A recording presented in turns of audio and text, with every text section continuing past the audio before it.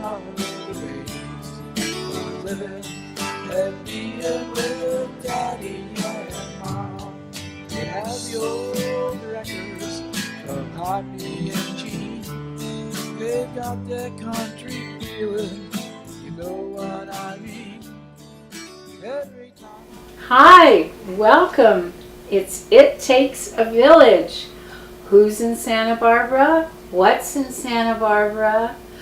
What are our resources and what do we need? I'm your host, Bonnie Blomfield. I'm totally excited today to have a fabulous guest. And our guest today is Daphne Rose Kingma.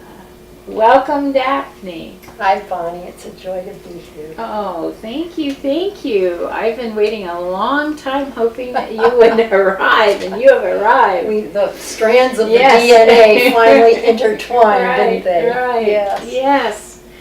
So, tell me a little about yourself and your activities, if you like.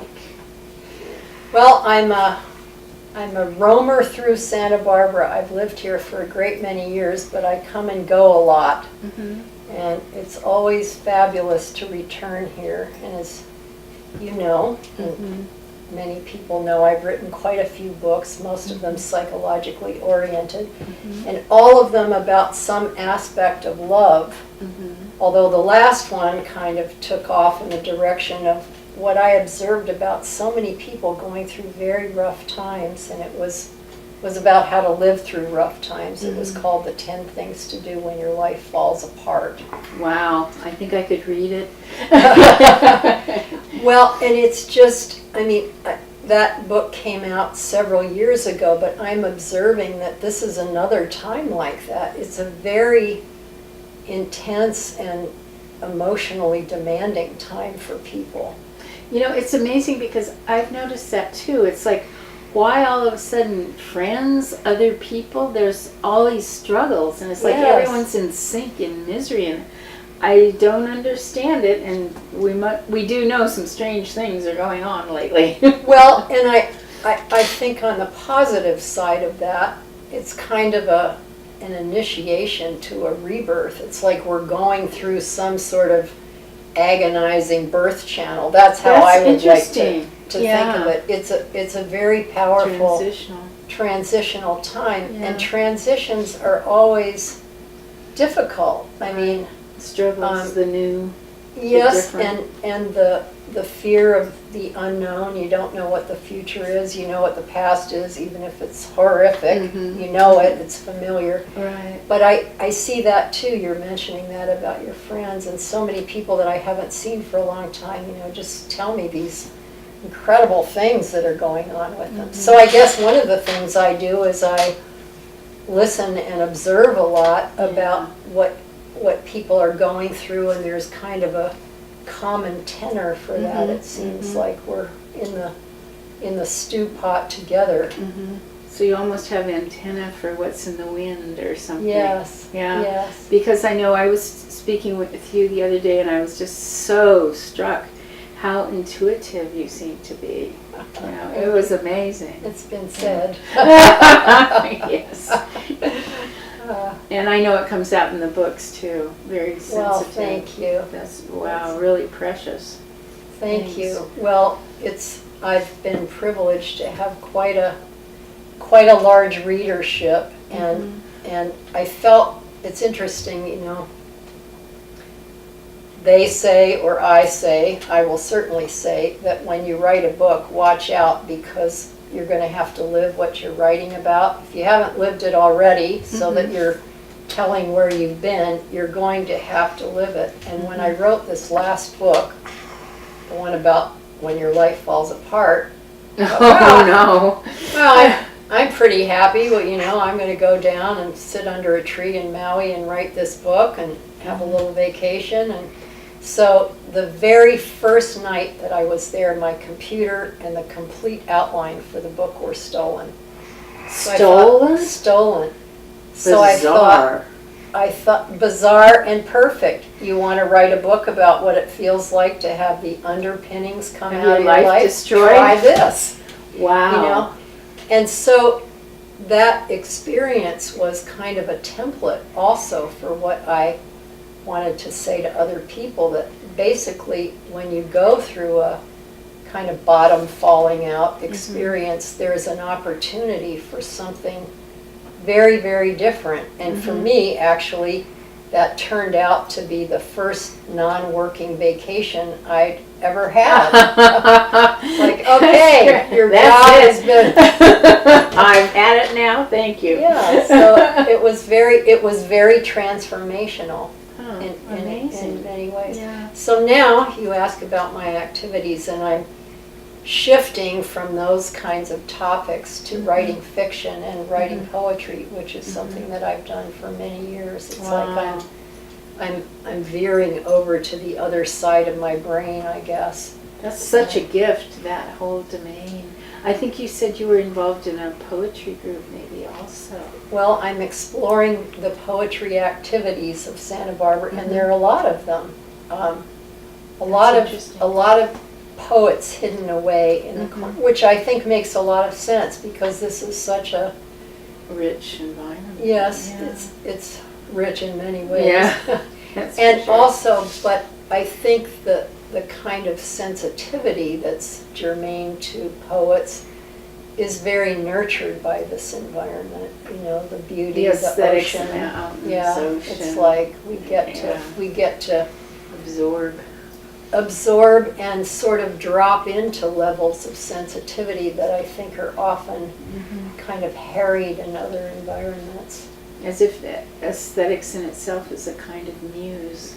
You know? Oh, what a beautiful thing to say. I think that's so true. And I in one of my books, I wrote if I do say so myself, a really beautiful essay about beauty. Nice. And about the power of beauty to invoke higher states of being in us, because it's a I don't know if mystical is the right word, but it's a very high Numinous, yeah. yes Yeah. level of being. And so when we're in the presence of that, it invites us to occupy that state and to seek it more and to deliver it more, I think.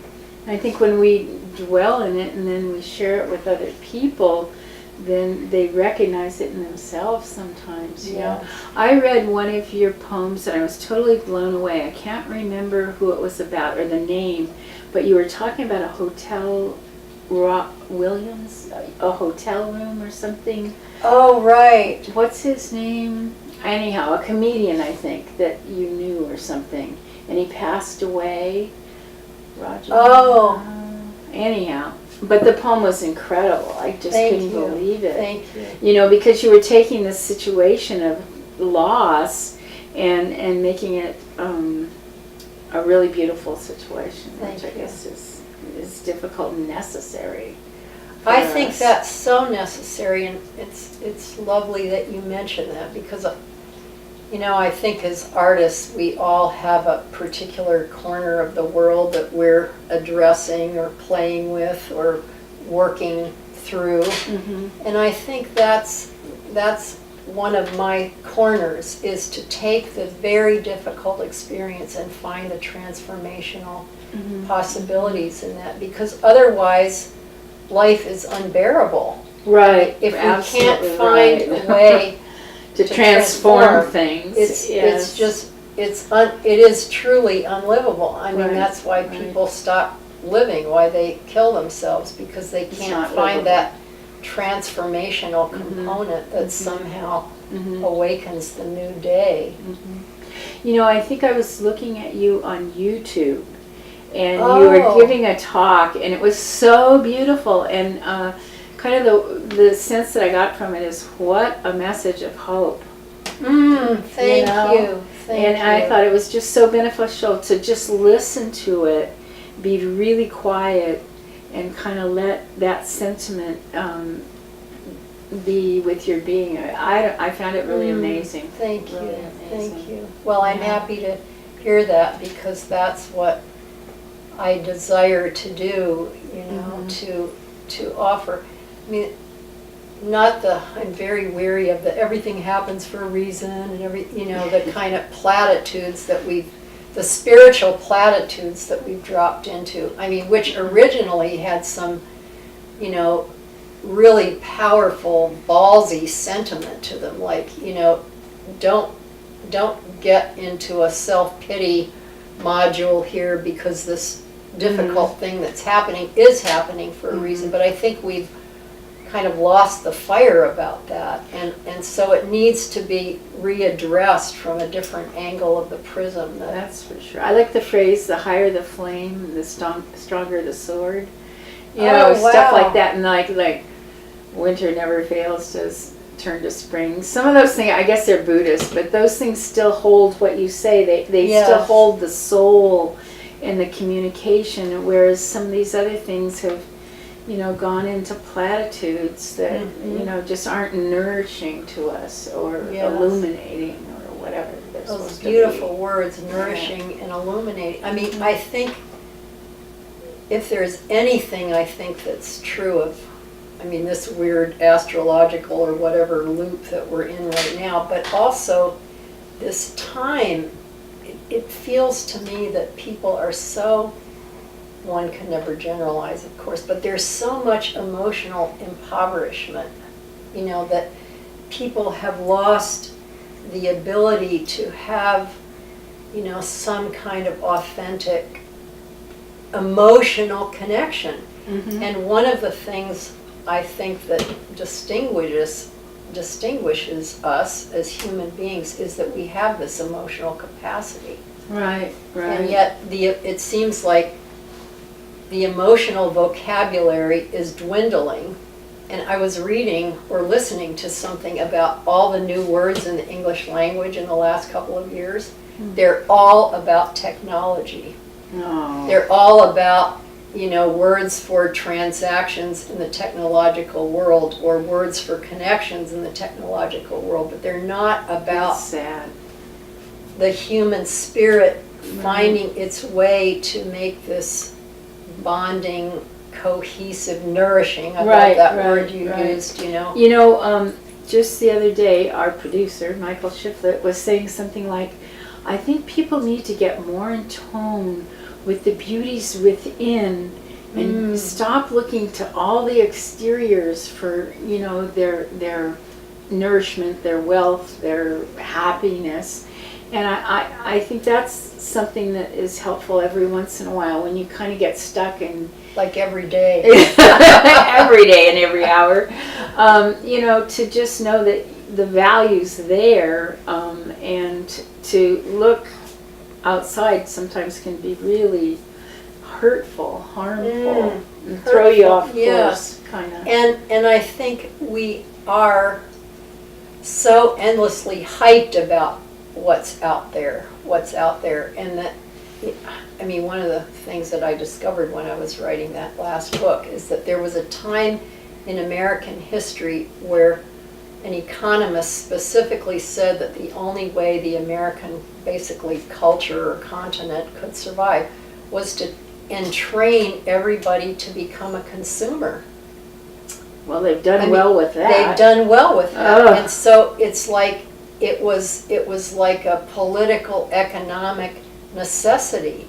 And so, I can't remember the exact date, but I think it was in the 40s. So for all these years we've been entrained, it's like generations of entrainment that has been psychologically hyped that it is out there. Yeah, and so very it's strong. So shocking it's shocking and beautiful to realize that it isn't out there, that there's so much in here. I was reading something else the other day that I thought was really great, which is that when you have an experience of awe, that it actually addresses inflammation in the body. Really?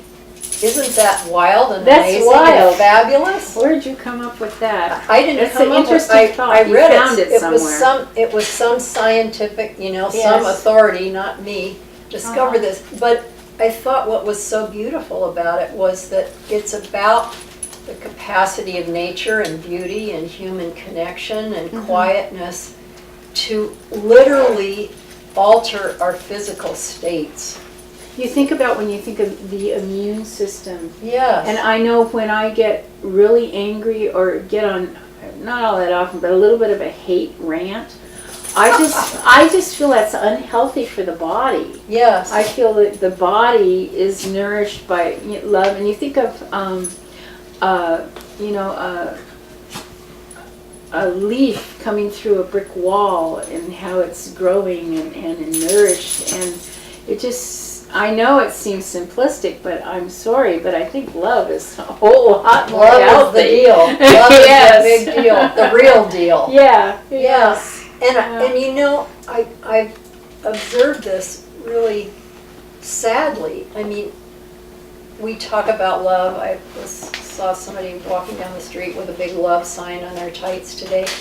But what is true and heartbreaking is really what a multitude of people among us have not been well loved.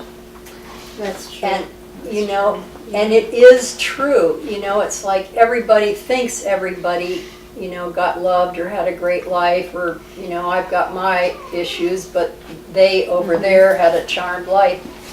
And in my ongoing experience of observing people and sharing their emotional lives with them, it's just stunning, shocking how many people have really come up into their adulthood with a really profound deprivation of love.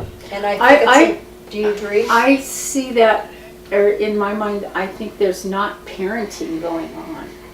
That whenever it started with everyone's working, everyone's running around, they're dropping their kids off at the guitar lessons, they don't know the teacher, and I don't feel they feel loved and of great value, that the parent doesn't even come in to the lesson and say, well, what are the assignments? What's the task here? I don't know how someone can feel loved under those circumstances. Right. But I mean, who knows where that all began? Because I think it's just like, quote, falling in love. I think we take for granted that we're all capable of that experience. And in order to be capable of that experience, a person needs to have experienced love. So like these parents who are dropping their kids off, who got, proselytized into being the mad consumers and earning the money to pay for the guitar lessons. Right. It's like the experience of this human connection has been being deprived. People have been being deprived of it for a long time. It's not just these parents who drop their kids off at but it's the parents in the back 40 who came home so weary that all they could do was growl at dog and go to bed or whatever. I'm just saying that I think it's certainly true now, but it's been true. Well, I guess I think you could ask if the parent has been loved. Daphne, we were talking about people and the struggles and the darkness and they're going through. But there's another thing that I kind of intuit that's going on, and I feel there's a kind of reemergence of spirituality, of a kind of receptiveness to some of maybe the Buddhist concept. Do you sense that at all? That there's I something do, like that and when going you're on? saying that, what comes to mind is that almost hackneyed phrase, it was the best of times and the worst of times. I mean, there is that, Charles Dickens, there is that incredible emergence of people, taking the time to go into themselves. It's a very positive thing that's happening too. So I really feel that's going on. Yes, I do too. And of course, the positive thing has always been in the minority. It's like the yeast in the bread, but it does have the capacity to really create that transformation. And I think what a nice place to come around our circle. I think it's really important to remember that that's happening too. Yeah, true. Yes. Well, thank you. So, This is a wonderful person that's in Santa Barbara, Daphne Rose Kingma. She has some books at Tecolote if you're looking. And also, just remember, it's your village. And in our village, we have wealth, we have resources. But please don't forget, every night, children in Santa Barbara go to sleep hungry. Let's work on it. Thank you, thank you. Hi, I'm Bonnie from It Takes a Village. We're here on Ortega and Santa Barbara Street. What have we discovered? It's a Steve Nipper company. Let's go in and check it out. Hi, Steve. How are you? Hi, Bonnie. I'm great. Thanks for stopping in today. All right. What's going on around here? Well, we're here at Soul Wave, where we make people's water better. All right. And I'll say that you have a pretty good reputation in this town. How did you earn that? Well, with 23 years of service to the community and doing a good job and standing behind what we do, that's what we've earned. That's what I've heard. Yeah. And I just want to thank you, Bonnie, for helping us support It Takes a Village. We couldn't be happier. Thank you. You're welcome. Take care. And so we learned more about Santa Barbara. We have a company that helps the economy of people because of their prices, and they help your good health with good water. Very, very important. Thank you, Steve Nipper at Soul Wave.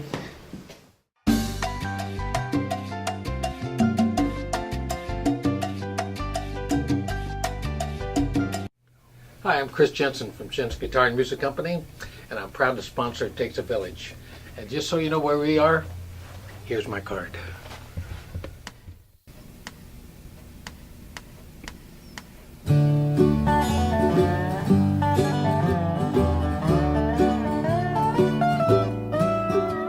It started out one Saturday night at the Condor.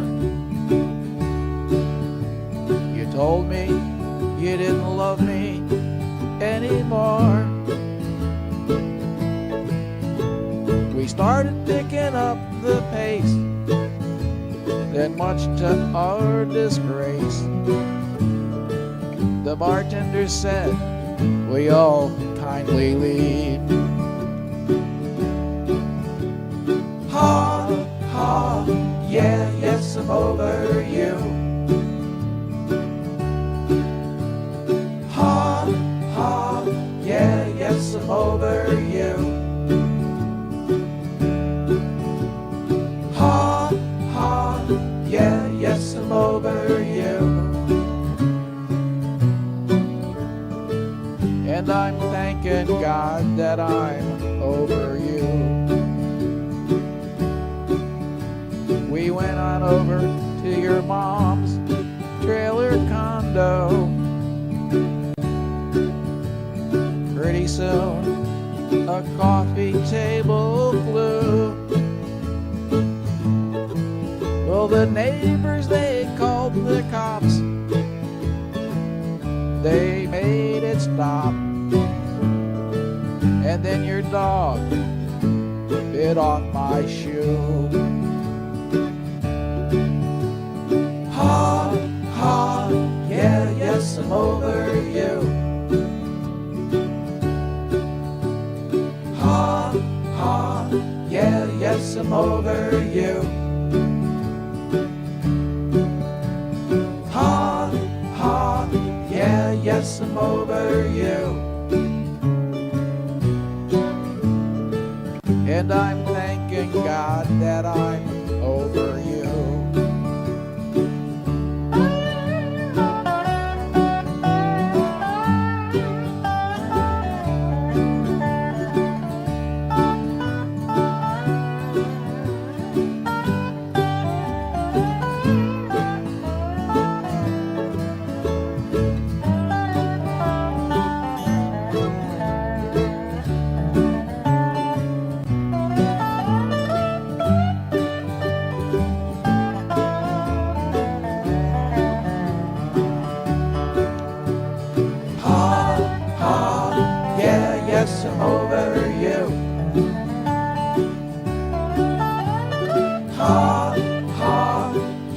yes, I'm over you.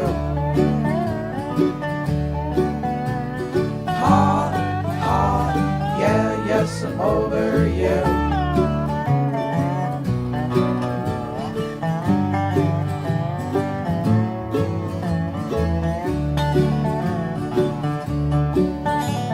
The moral of the story is there is no moral.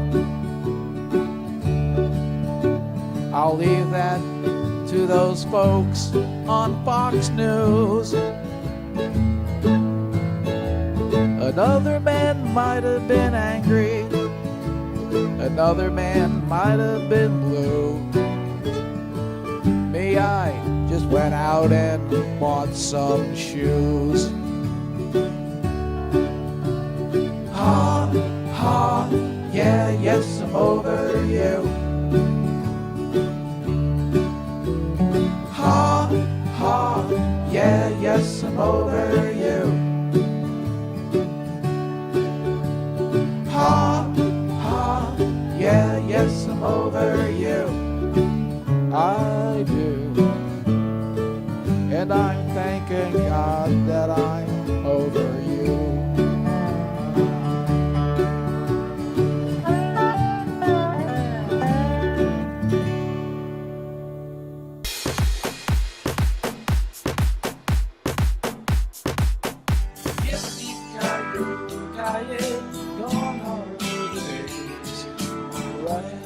They're playing with Jimmy and Tom. Yippee-ki-yo-ki-yay, gone on the ways. Living and being with Daddy and Mom. They have your records of hockey and cheese. They've got that country feeling, you know what I mean.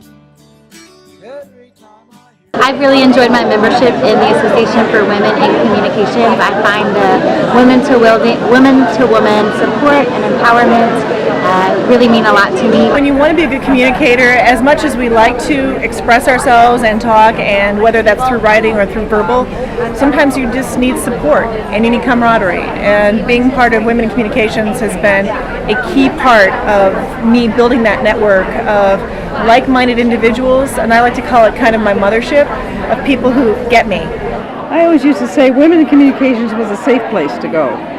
You could ask any question of anybody and they would give you the answer. And nobody worried about giving you time of day. It was different than other professional organizations. Well, I joined AWC because of the networking connections that I got from my local chapter, and it was an amazing event.